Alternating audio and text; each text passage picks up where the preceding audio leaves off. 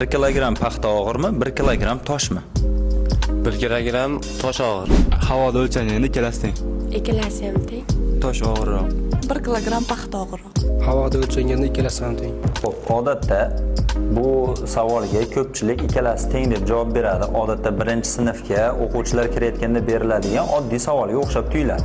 Lekin fizik jihatdan unchalik unday emas. Sababi bu yerda hisobga olish kerak bo'lgan jihatlari bor edi. Qanday? Albatta havoda o'lchanganda degandan keyin albatta bu yerda Arximed kuchini hisobga olish kerak ekanligi nazarda tutilyapti. Xo'p, o'z-o'zidan pallali tarozini oladigan bo'lsak, pallali taroziga 1 kilogramm tosh va 1 kilogramm paxta qo'yyapman. Qo'yganimizdan keyin ikkalasini ham tarozi teng ko'rsatyapti.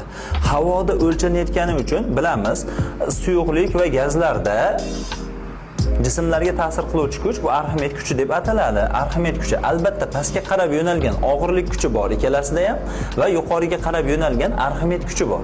Arximed kuchining formulasiga ko'ra F Arximed barobar rho v j. Bu yerda suyuqlik yoki gazning zichligi olinadi. Bu yerda jismning suyuqlik yoki gazga botib turgan qismining hajmi olinadi. Demak, hajm jihatidan olib qarasak, tosh ixcham, hajmi kichikroq hisoblanyapti. Paxta esa hajmi kattaroq bo'ladi. Shuning uchun hajmi kattaroq bo'lgan paxtaga Arximed kuchi ko'proq ta'sir qilayotganligi uchun mana bu yerdagi ayirmalar P1 P2 ga teng bo'lib qolyapti. Taroz bir xilni ko'rsatyapti.